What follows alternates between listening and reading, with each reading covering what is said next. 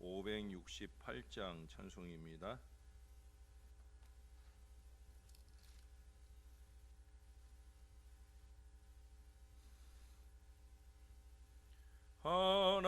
하나님은 나의 목자시니 내게 부족함이 없으리로다. 나로 하여금 푸른 풀밭에 눕게 하시며 잔잔한 물가로 인도하여 주시네.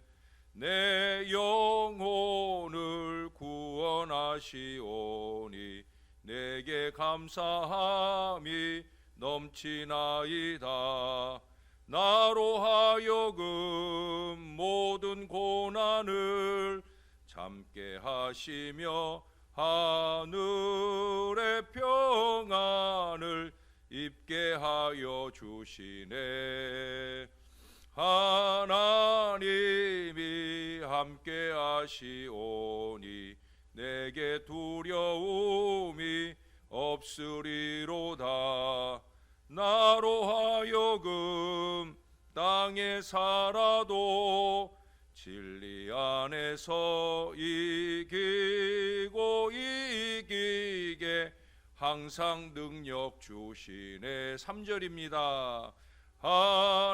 하나님이 함께 하시오니 내게 두려움이 없으리로다. 나로 하여금 땅에 살아도 진리 안에서 이기고 이기게 항상 능력 주시네. 아멘. 그 다음 찬송 한 장 더 합니다. 569장 찬송입니다. 선한 목자 되신 우리 주 항상 인도하시고 푸른 풀밭 좋은 곳에서 우리 먹여주소서. 선한 목자 구세주여 항상 인도하소서. 선한 목자 구세주여 항상 인도하소서. 양의 문이 되신 예수여 우리 영접하시고 길을 잃은 양의 무리를 항상 인도하소서. 선한 목자 구세주여 기도 들어주소서. 선한 목자 구세주여 기도 들어주소서. 흠이 많고 약한 우리를 용납하여 주시고 주의 넓고 크신 은혜로 자유 얻게 하셨네. 선한 목자 구세주여 지금 나아갑니다. 선한 목자 구세주여 지금 나아갑니다. 일찍 주의 뜻을 따라서 살아가게 하시고 주의 크신 사랑 베푸사 따라가게 하소서. 선한 목자 구세주여 항상 인도하소서. 선한 목자 구세주여 항상 인도하소서. 선한 목자 구세주여 항상 인도하소서.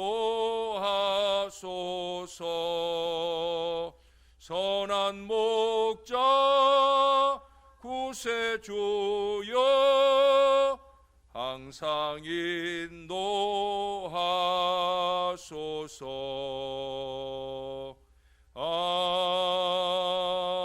아멘. 기도하겠습니다. 좋으신 아버지, 언제나 우리의 좋은 목자가 되어 주셔서 감사합니다. 선하신 목자여서 감사합니다. 우리 주님이 우리에게 늘 그렇게 대해 주시듯 우리도 늘 그렇게 주님을 대할 줄 알게 하시고, 우리가 만나는 모든 사람과 우리에게 주어진 모든 사명을 대할 수 있는 건강한 마음을 주시옵소서. 한결같이 변함없이 주님이 원하는 신앙과 믿음을 지켜내며 주의 기쁨을 이루는 저희 모두가 되게 하여 주옵소서. 코로나19의 어려운 상황을 속히 극복시켜 주시고 주님께 마음껏 예배하는데 어려움 없는 은혜를 우리 위에 더하여 주시옵소서. 주님 사랑합니다. 감사합니다. 예수님 이름으로 기도합니다. 아멘. 오늘은 예레미야 50장으로 가겠습니다. 여호와께서 선지자 예레미야에게 바벨론과 10절까지 말씀 보겠습니다. 10절까지 말씀입니다. 제 50장.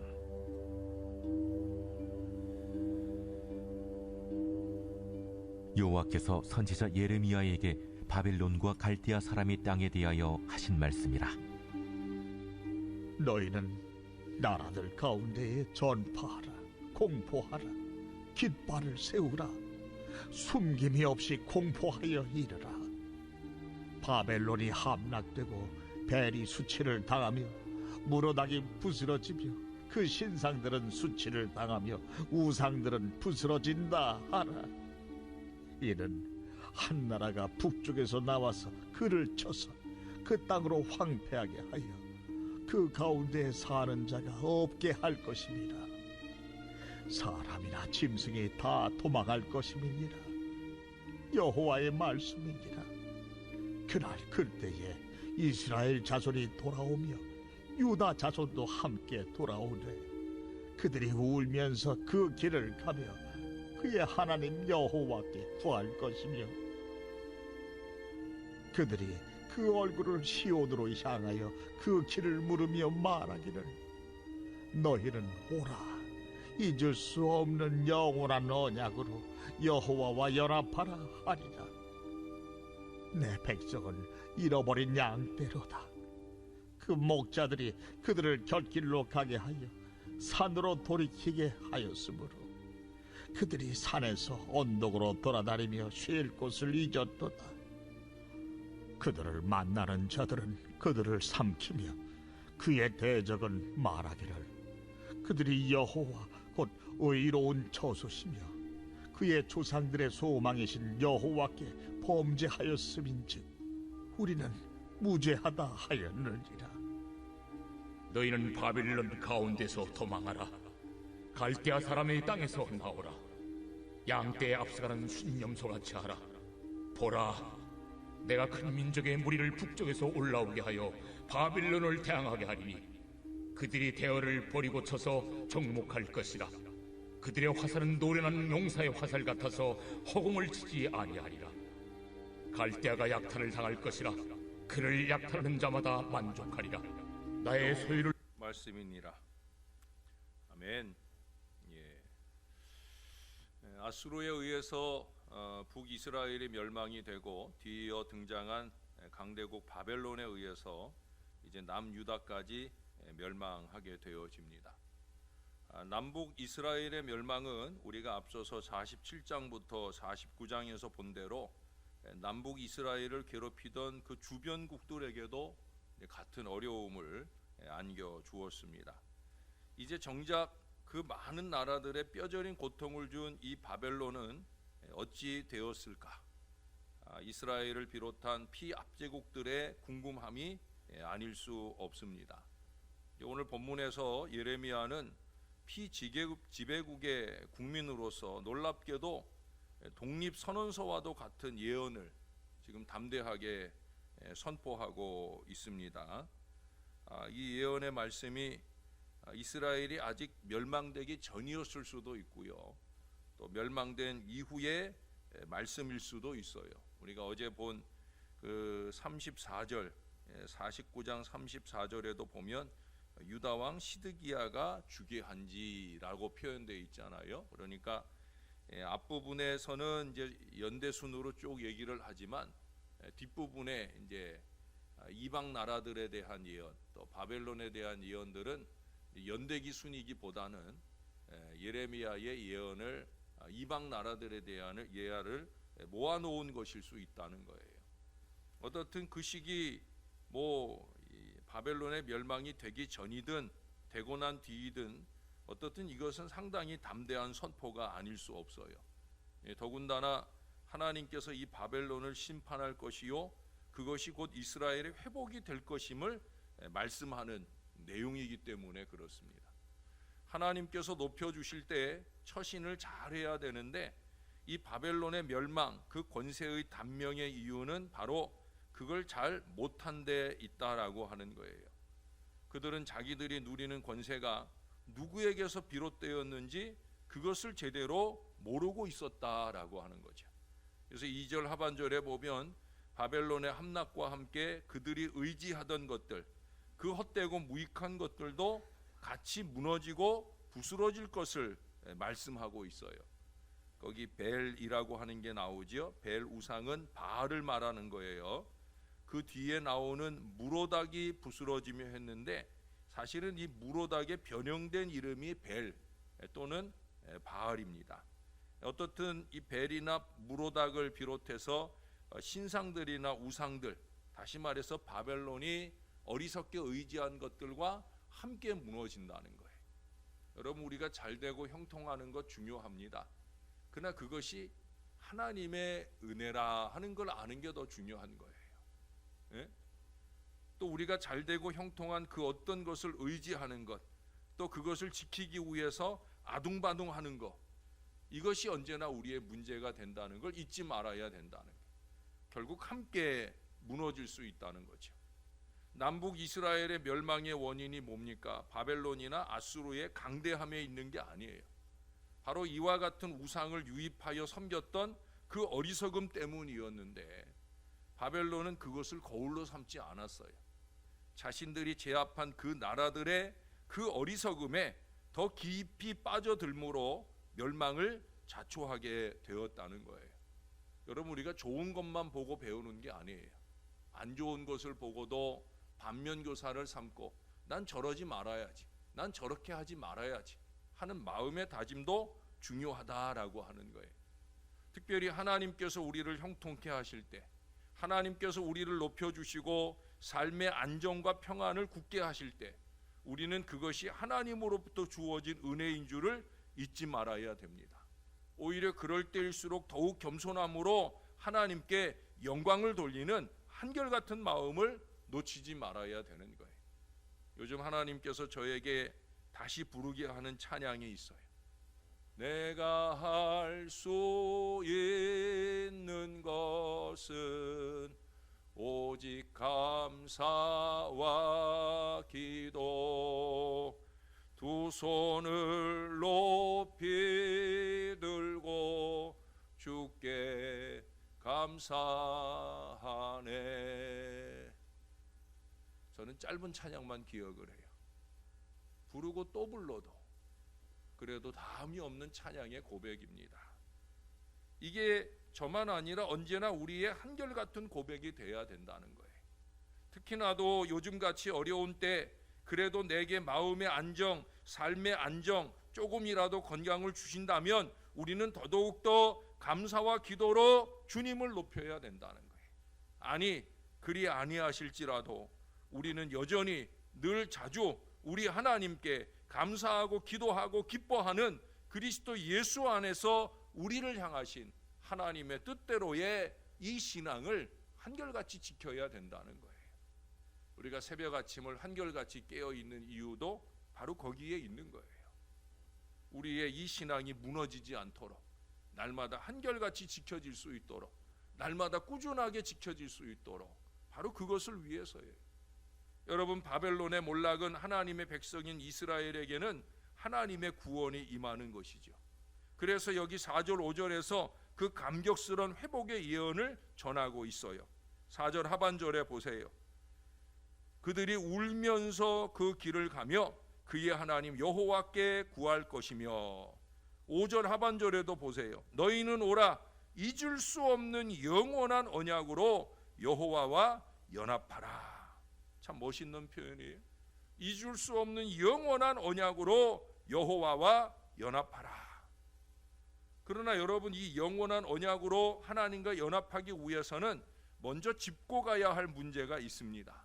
하나님과 연합의 은혜에 가기 위해서는 은혜의 전 단계 해야 될 일이 있다는 거예요. 멸망당한 그들의 조상들은 거기 7절 하반절에서 말씀하는 것처럼 여호와께 범죄하였어도 우리는 무죄하다 하면서 죄를 인정할 줄을 몰라요. 죄를 인정하지 못하면 뭘 안 해요? 회개를 안 하는 거죠. 예? 자기가 죄인인 줄을 깨닫지 못하니까 회개가 싫은 거예요. 죄인이다라는 마음이 있으면, 죄가 깨달아지면 자꾸 말씀 앞에서 이 죄를 느끼게 되면 회개가 당연한 거예요. 회개가. 근데 회개가 안 된다는 거예요. 특별히 거기 보면 지도자들이 자기들의 죄를 깨닫고 인정할 줄을 몰랐다라고 하는, 이건 아주 심각한 문제예요. 거기 6절에 보세요. 내 백성은 잃어버린 양떼로다. 그 목자들이 그들을 곁길로 가게 하여 산으로 돌이키게 하였으므로 그들이 산에서 언덕으로 돌아다니며 쉴 곳을 잊었도다. 목자들이 양떼를 엉뚱한 길로 인도했어요. 겉길로 빠지게 하는 것이 제일 큰 문제인데, 목자들이 회개하고 바로 가지 못하니까, 목자들이 바로 가지 못하니 양들도 바로 가지 못하는 거죠. 결국 양들이 산에서 헤매게 되는, 쉴만한 물과 푸른 초장으로 이끌어야 할 목자의 역할을 하게 되지 못할 때 양들이 산에서 헤매게 되는 이 불행한 결말을 보게 된다는 거예요. 에스겔서 34장에 보면 거기에 다시 목자와 양에 대한 말씀을 해요. 거기서도 양이 길을 잃고 유리하게 되었다라는 말씀을 합니다. 그러면서 그 이유를 얘기해요. 그 이유가 뭐냐? 목자들이 양은 안 먹이고 자기만 먹었다는 거예요. 양을 제대로 돌보지 않았다라고 하는 거예요.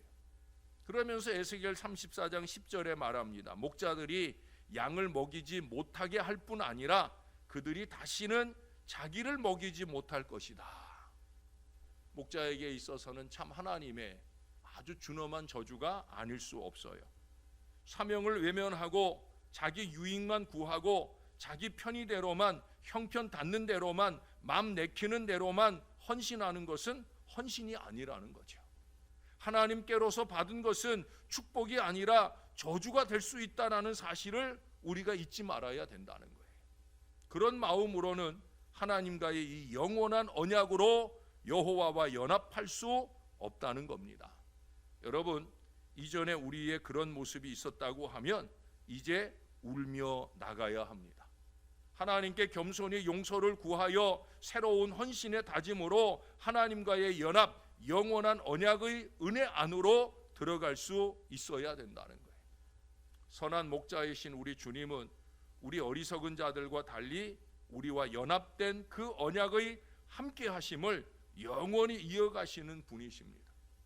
우리가 부른 찬양처럼 철저히 인도하시는 분이라는 거예요.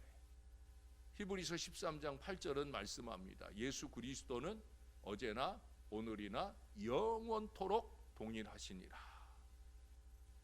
예수 그리스도는 어제나 오늘이나 영원토록 동일하시니라. 그 동일하심은 우리를 향한 사랑과 은혜의 한결같으심, 끝날까지 이어질 동행의 약속을 실현하시기 위함입니다. 여러분, 끝날이 가까울수록 우린 더욱더 그 동행의 은혜로 살아갈 수 있어야 합니다. 어제 말씀드린 소망신앙, 여기 오늘도 7절에 그러잖아요.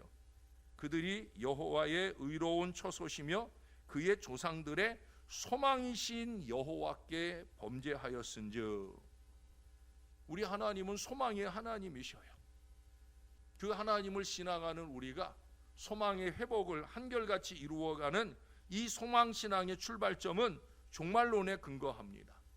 여러분, 이미 강력하게 그 징조를 보이시고 있는 이 종말의 시대에 있어서 그리스도의 함께하심을 신뢰할 때 우리는 부안해동하지 않고 이겨낼 수 있다는 거죠. 그것은 개인과 공동체의 종말, 즉 코로나19의 심각한 위기 가운데에서도 마찬가지입니다. 주님은 우리와 끝까지 함께 하셔요. 종국의 승리를 안겨주실 거라는 거죠. 그런 점에서 보면 그 주 예수님처럼 우리도 동일한 믿음으로 깨어서 감사와 기도에 그 이상 크고 작은 영적 사명에 한결같이 최선을 다하는 하나님의 백성이 되어야 되는 거예요.